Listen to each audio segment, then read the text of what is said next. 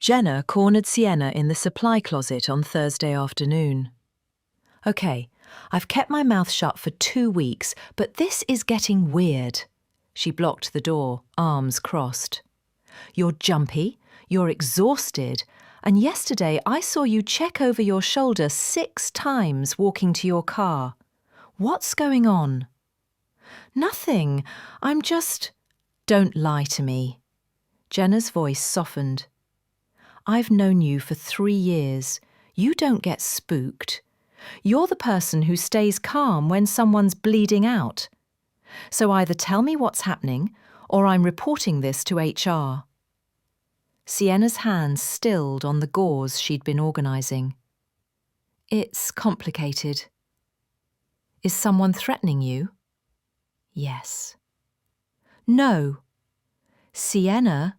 "Drop it, Jenna, please." She met her friend's eyes, and whatever Jenna saw there made her step back. "I'm handling it."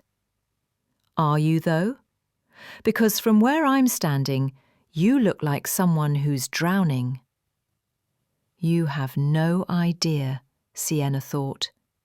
But out loud she said, "I'm fine, really." Jenna didn't look convinced, but her pager went off before she could argue.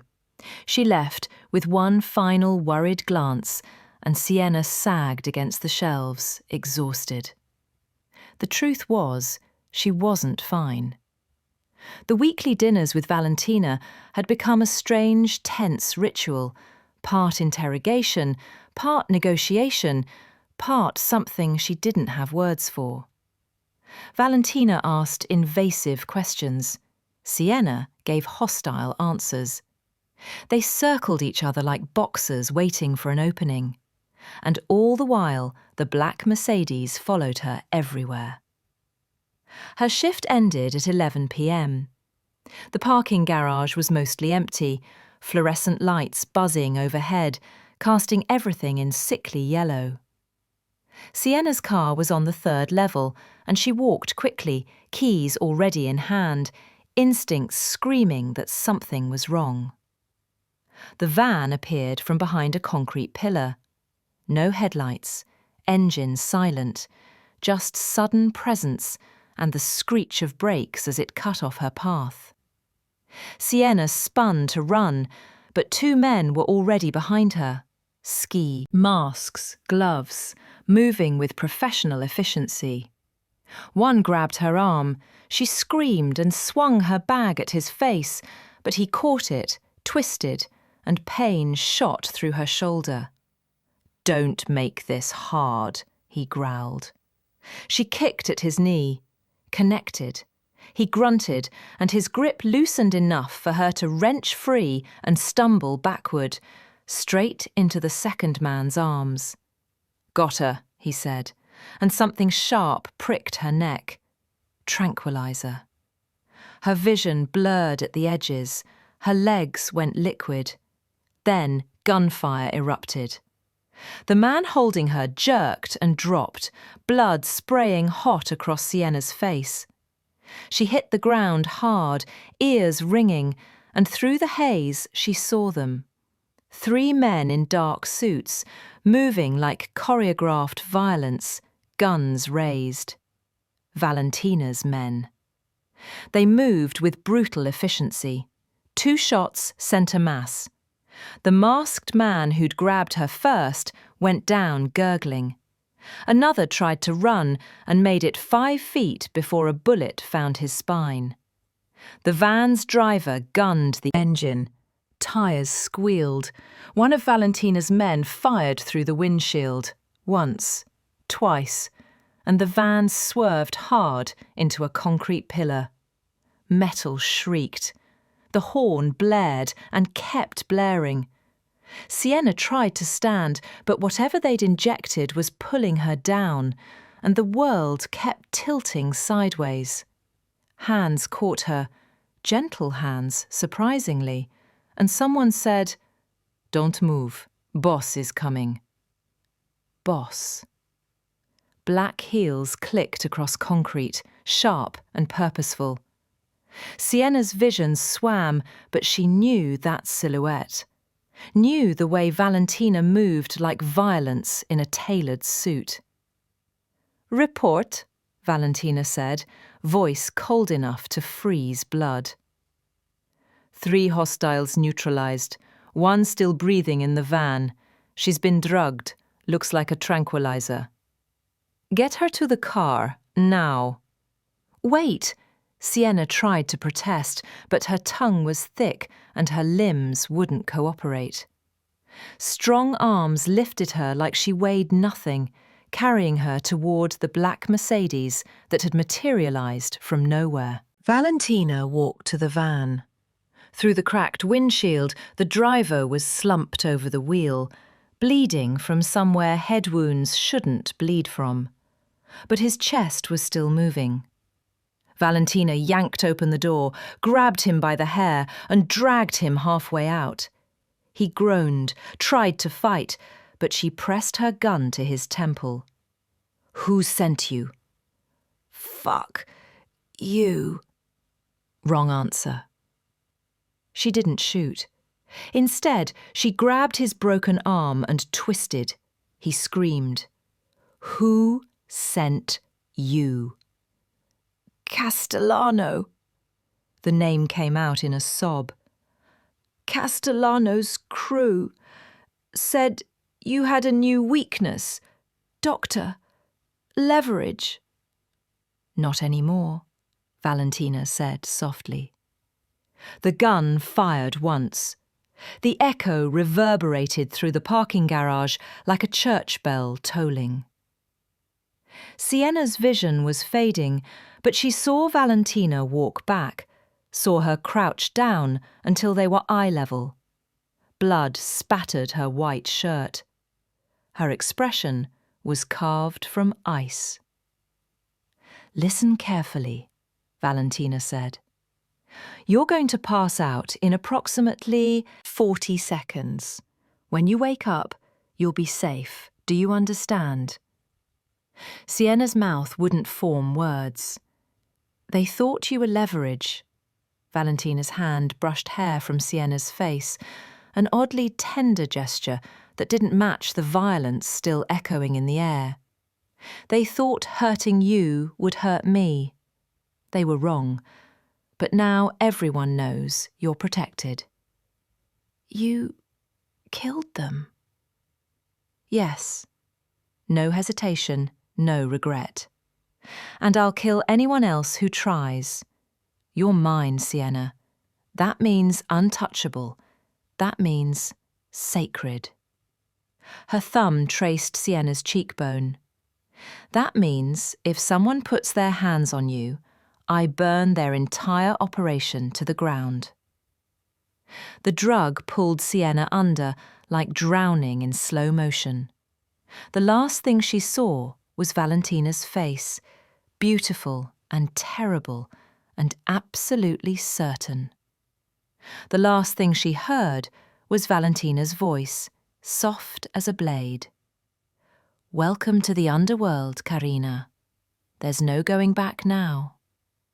Then darkness swallowed everything. Sienna woke in an unfamiliar bed.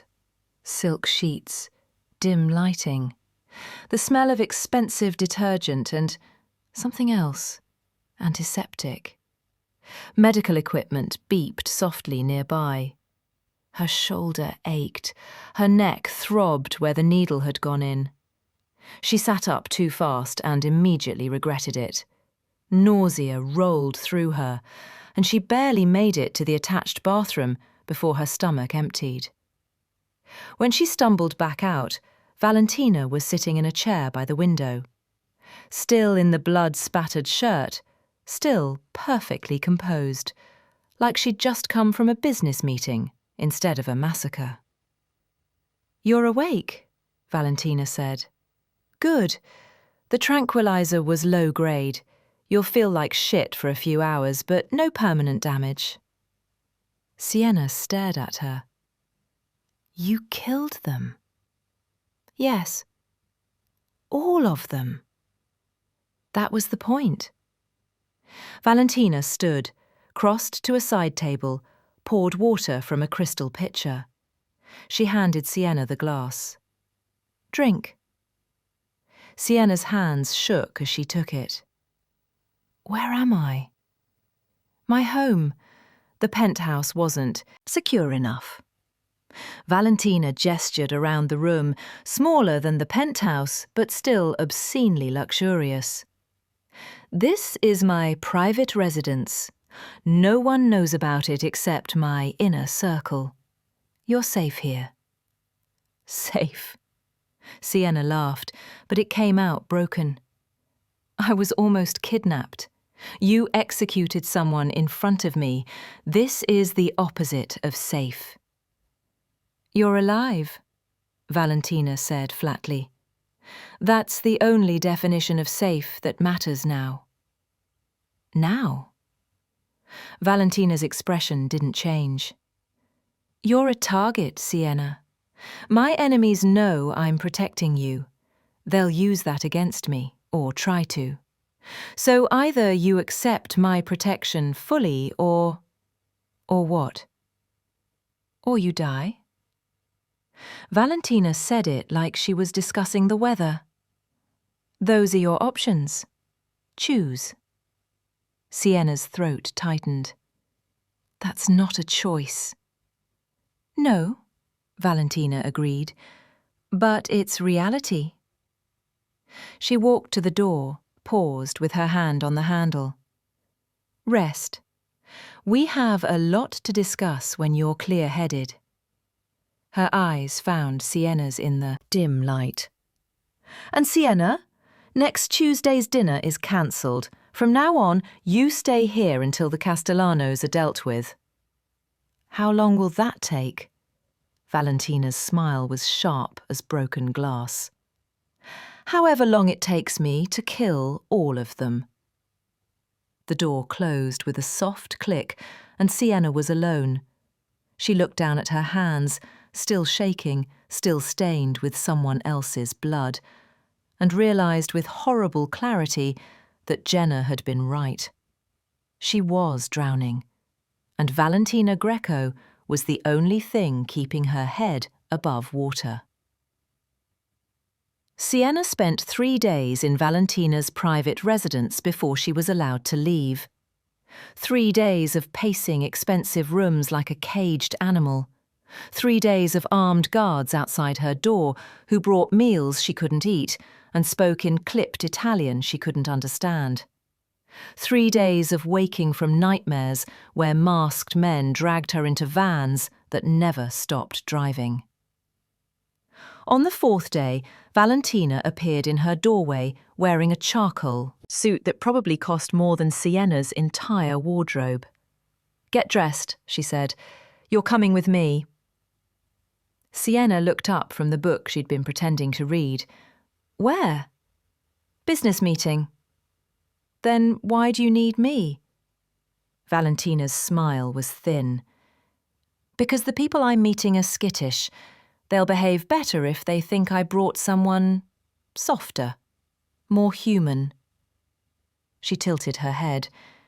"You're good at that." "I'm not going to be your prop." "You're not. You're going to be my insurance policy." Valentina crossed to the closet, pulled out a dress Sienna had never seen before, midnight blue, elegant, exactly her size. 10 minutes. Don't make me wait." She left before Sienna could argue. The car ride took 20 minutes through parts of the city Sienna didn't recognise. Industrial district, warehouses with broken windows and graffiti-tagged walls. The kind of place where people disappeared and no one asked questions. Valentina sat beside her, scrolling through her phone, with one hand, while the other rested on her thigh, fingers drumming a restless pattern. She'd been quiet since they left, tension radiating off her like heat. "What kind of business meeting happens in a warehouse?" Sienna finally asked. "The kind where everyone wants to keep their hands clean," Valentina glanced at her. Stay close to me. Don't speak unless I tell you to. If shooting starts, get behind me and stay down.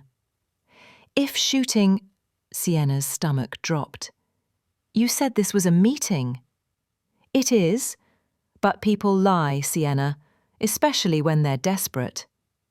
The car slowed to a stop. And desperate people do stupid things. Two of Valentina's men exited first, scanning the area with practiced efficiency. One opened Valentina's door. She stepped out smoothly, and Sienna followed on unsteady legs. The warehouse loomed against the twilight sky, all rusted metal and broken glass. Inside, harsh fluorescent lights flickered over a space that had been cleared except for a single table, surrounded by men in expensive suits trying very hard to look comfortable. Valentina walked in like she owned the building. Probably did, Sienna realised. Gentlemen, Valentina said, voice echoing off concrete. Thank you for coming. A man at the head of the table stood, older, silver-haired, expensive watch. Valentina, I appreciate the invitation, though I admit I am curious about the urgency. The urgency, Vincent, is that someone's been skimming from our joint shipments. Valentina sat, gestured for Sienna to take the chair beside her. 20% off the top for the last 6 months. That's a lot of missing product. Vincent's expression didn't change. That's a serious accusation. It's a fact. Valentina nodded to one of her men, who placed a tablet on the table. Shipping manifests, inventory reports, payment records, all very clear about where the discrepancy originates. The men around the table shifted, exchanged glances. Vincent picked up the tablet, scrolled through it, and his face went carefully blank. This is unexpected. Is it? Valentina leaned back. Because I think you knew exactly what your nephew was doing. I think you sanctioned it. And I think... Vincent moved.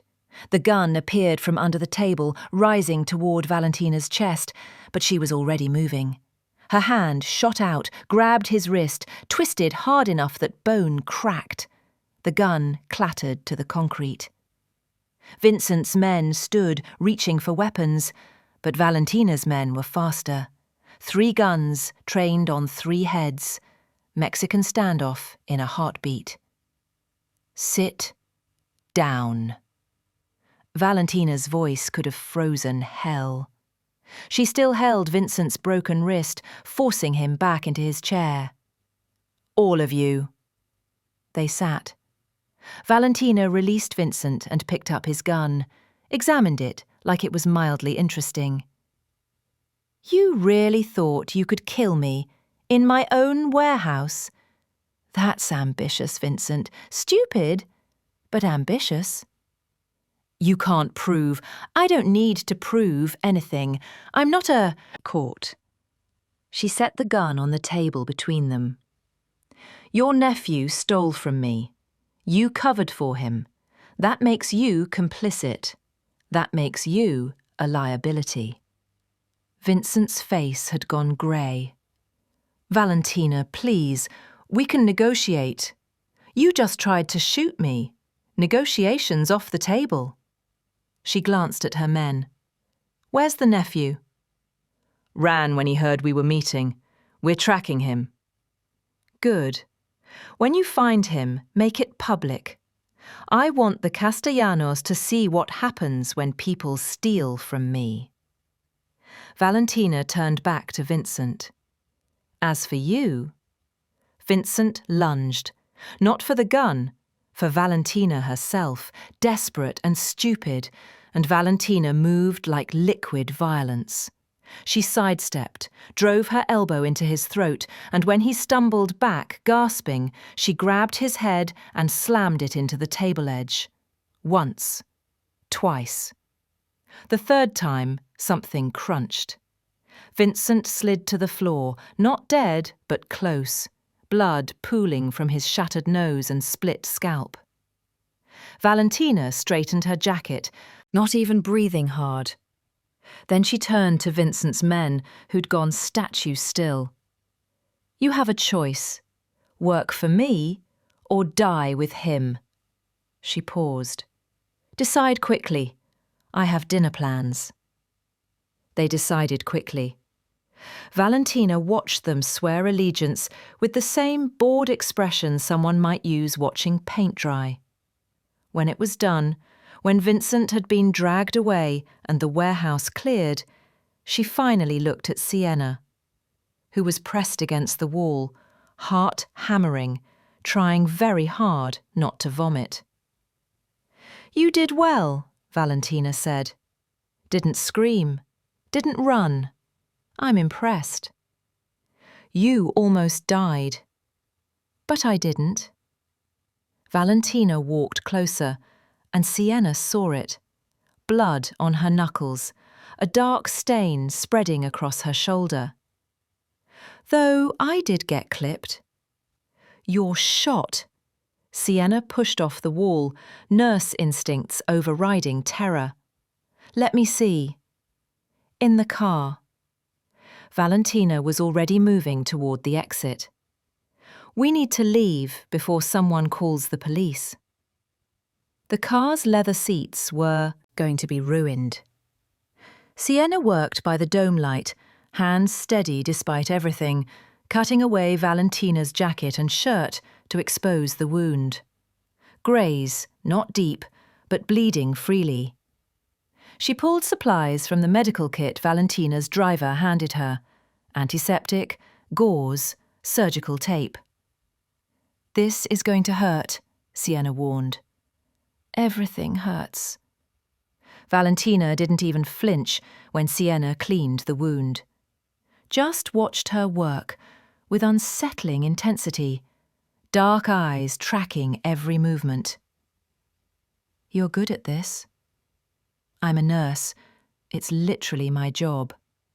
"No, I mean—" Valentina paused, searching for words. "You're calm, efficient. You don't hesitate." Sienna pressed gauze to the wound, applied pressure. "Because hesitation gets people killed." "Exactly." Valentina's hand covered hers, holding the pressure steady. "That's what I meant before.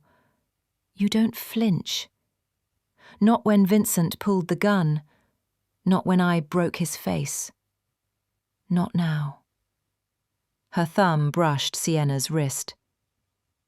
"Most people can't handle violence. They freeze or panic or break, but you just adapt. I work in an ER. I've seen worse." "Have you?" Valentina's voice dropped lower. "Have you seen someone beaten to death? Have you watched me break bones and felt nothing?" Sienna's hands stilled. "I didn't feel nothing." "What did you feel?" The honest answer sat on Sienna's tongue like poison. Relief that it wasn't you bleeding out, terror that you almost died, something else I don't have words for. Instead, she said, "I felt like I was complicit."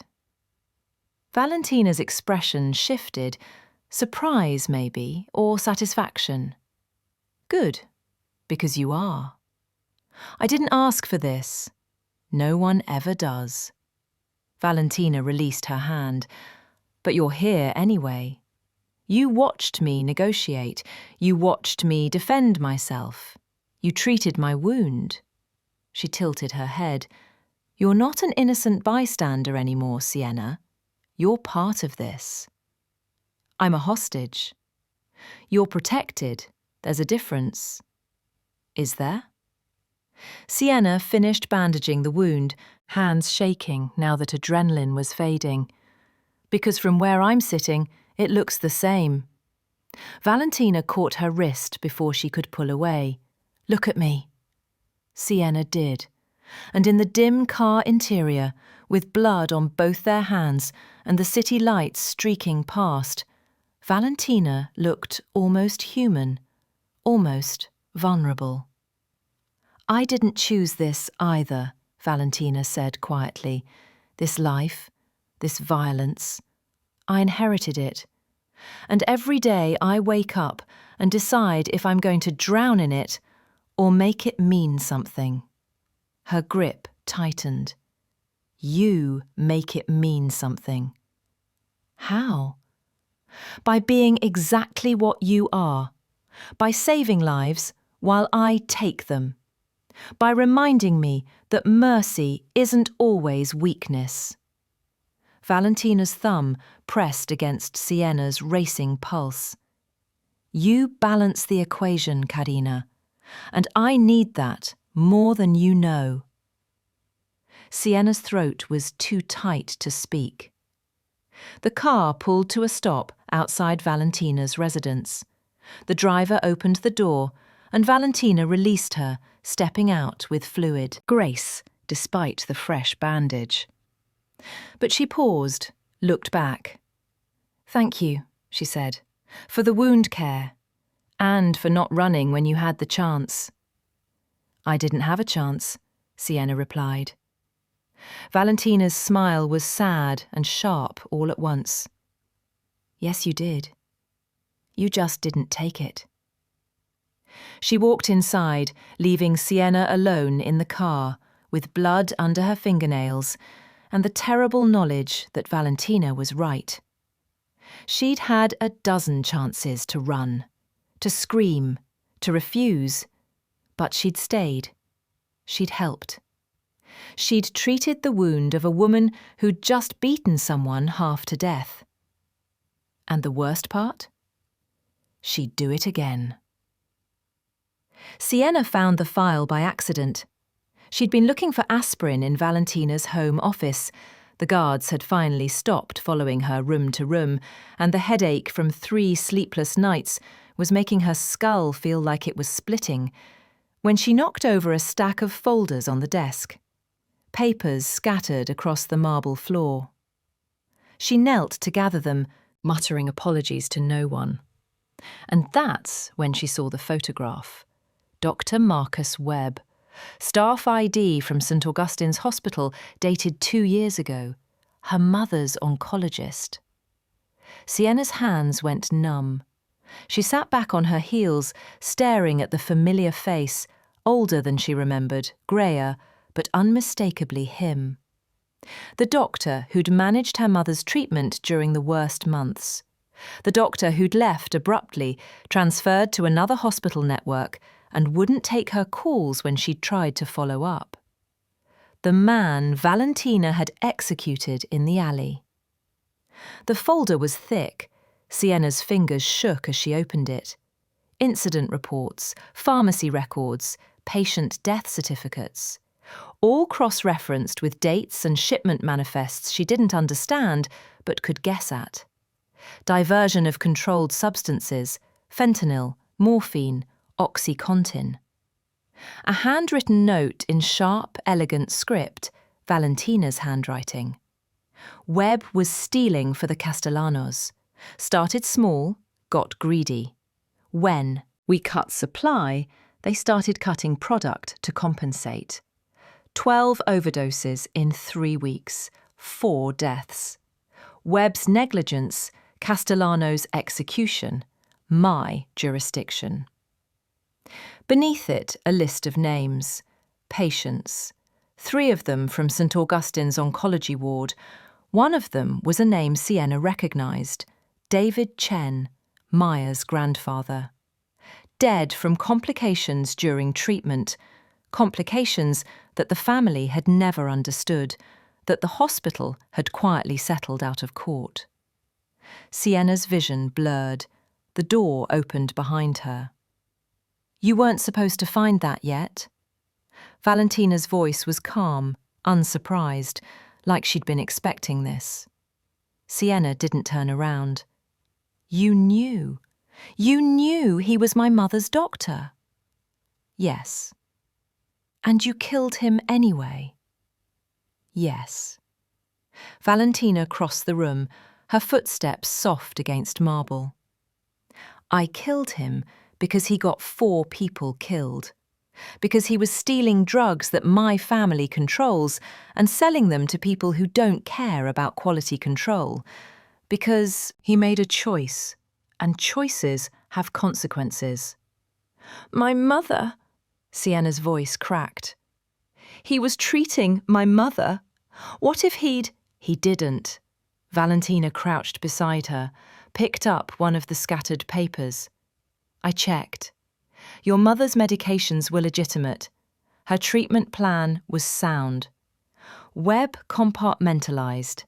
He stole from terminal patients who wouldn't notice, from people like David Chen, whose families were too grief-stricken to ask questions. She paused. Not from patients whose daughters worked in the ER and might recognize the symptoms of opioid diversion. Sienna finally looked at her. You're saying he spared her because of me? I'm saying he was smart enough to know that stealing from your mother would draw attention he couldn't afford. Valentina's expression was unreadable. But yes, you're the reason she got clean medication.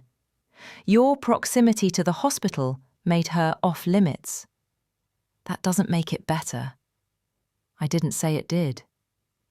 Sienna's hands clenched around the folder. That night in the alley, when I told you about the transplant, you already knew who I was. You knew about my mother, about Webb treating her. This whole thing. Her throat tightened. You were testing me. Valentina didn't deny it. I wanted to see what you'd do, if you'd run, if you'd freeze, if you'd prioritize your own life or someone else's. She tilted her head. You chose the child. That told me everything I needed to know. Which was what? That I'm naive? That I'm easy to manipulate? That you're exactly what I thought you were. Valentina's voice softened dangerously. Someone who still believes lives matter. Someone who hasn't been corrupted by proximity to violence. Someone... She stopped, jaw tightening. Someone I could trust. Sienna laughed, but it came out broken and bitter. Trust? You've been using me from the beginning. This was never about protection. This was about what? Proving something to yourself? Collecting another broken thing for your empire. Be very careful what you say next. Or what? You'll kill me? Sienna stood, throwing the folder onto the desk. Go ahead. I'm tired of being your experiment, your pet project, your proof that you're still capable of mercy. She stepped closer, close enough to see her own reflection in Valentina's dark eyes.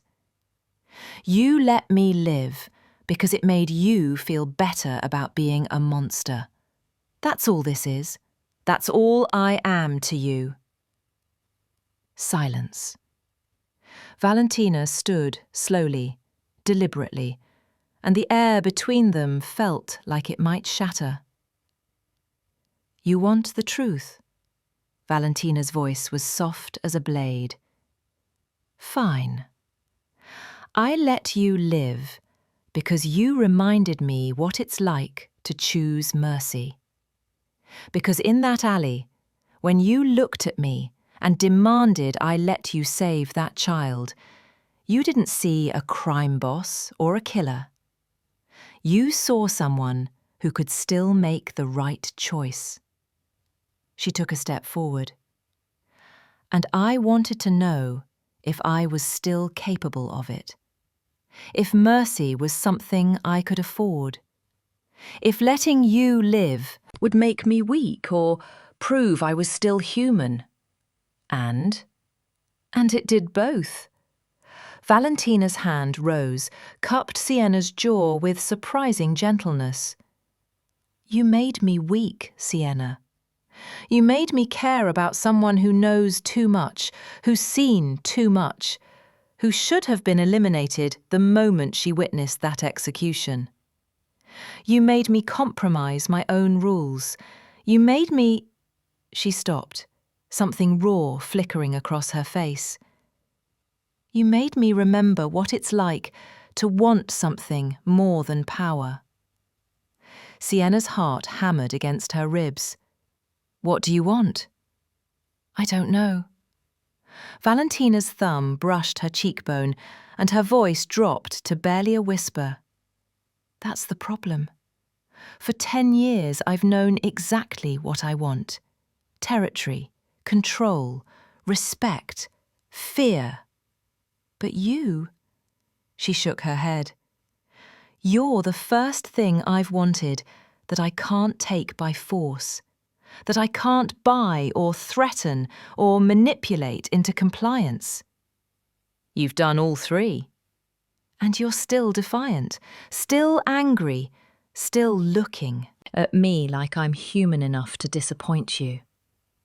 Valentina's smile was knife-thin and devastating. Do you know how rare that is? How many people treat me like I'm anything other than a weapon or a wallet? That doesn't justify. I'm not justifying anything. Valentina stepped back, and the loss of contact felt like cold water. I'm telling you the truth. Yes, I used you. Yes, I manipulated you. Yes, I tested you because I needed to know if you were worth the risk. Her eyes were black and burning. And you are. You're worth every complication, every compromise, every moment I question myself because of you. Sienna's throat was too tight. Mercy has a price. That's what you said. Yes. What's the price? Valentina walked to the window, silhouette sharp against the city lights. The price is that I can't be what I was before. I can't make decisions based purely on logic. I can't eliminate threats without considering... She paused. Without considering what you'd think. What you'd do. Whether you'd look at me the way you're looking at me right now. Like you're a monster. Like I've disappointed you. Valentina's reflection met her eyes in the glass. Which is worse? Sienna wanted to yell, to throw something, to storm out and never come back. Instead, she heard herself ask, Did you know? That night in the alley, did you know I was the daughter of one of Webb's patients? Not at first. I recognised you from the hospital, but I didn't connect the dots until after I let you go. Valentina turned. And then I had a choice. Kill you to eliminate the complication, or see where it led.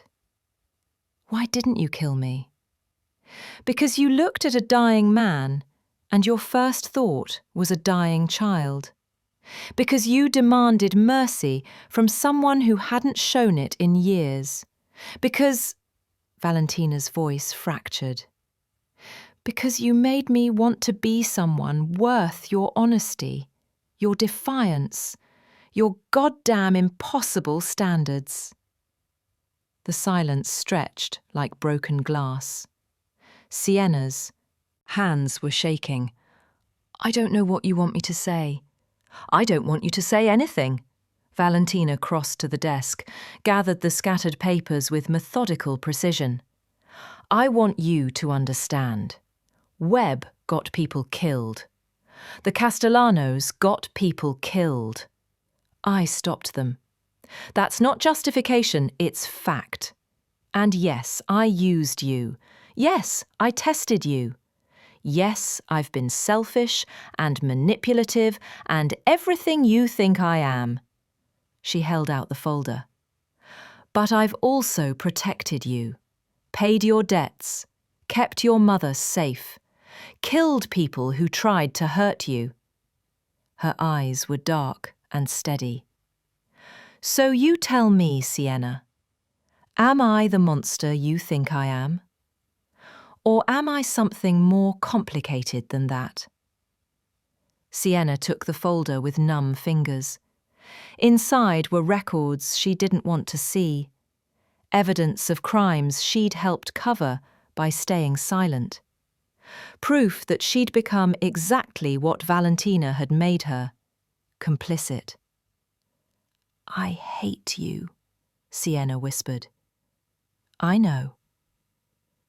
I hate that you're right, that Webb deserved what happened, that you probably saved lives by killing him. I know.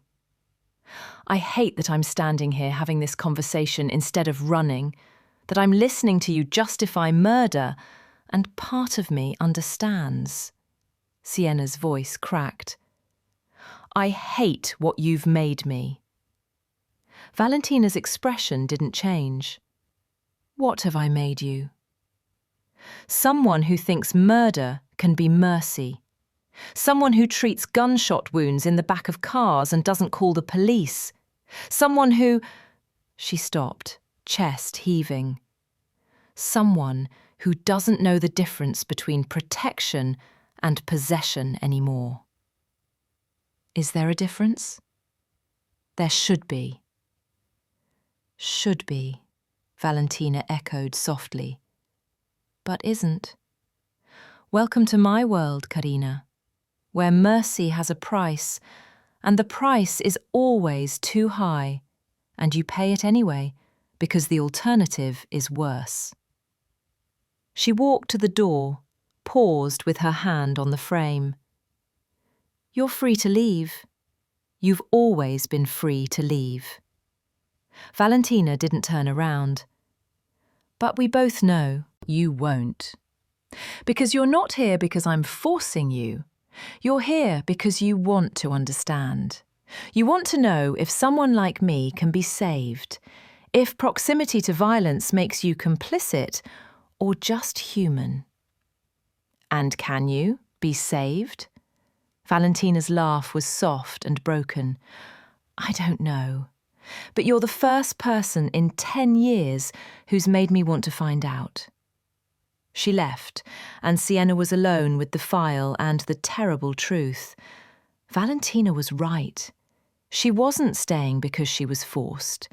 She was staying because some part of her, some dark, honest part she didn't want to acknowledge, understood exactly why Valentina had pulled that trigger, and hated herself for it. Sienna sat at the desk for what felt like hours, the file open in front of her, staring at David Chen's name. Maya's grandfather. A man whose death she'd mourned alongside her friend, never knowing that the same woman who now claimed to protect her had been involved in the chain of events that led to his suffering. Her phone buzzed, a text from Jenna. Where are you? You've missed 3 shifts. HR is asking questions. Call me. 3 shifts? Had it really been that long? Sienna's fingers hovered over the keyboard, ready to type a response. Any response that would sound normal, that would convince Jenna she was fine. But the words wouldn't come. Because she wasn't fine.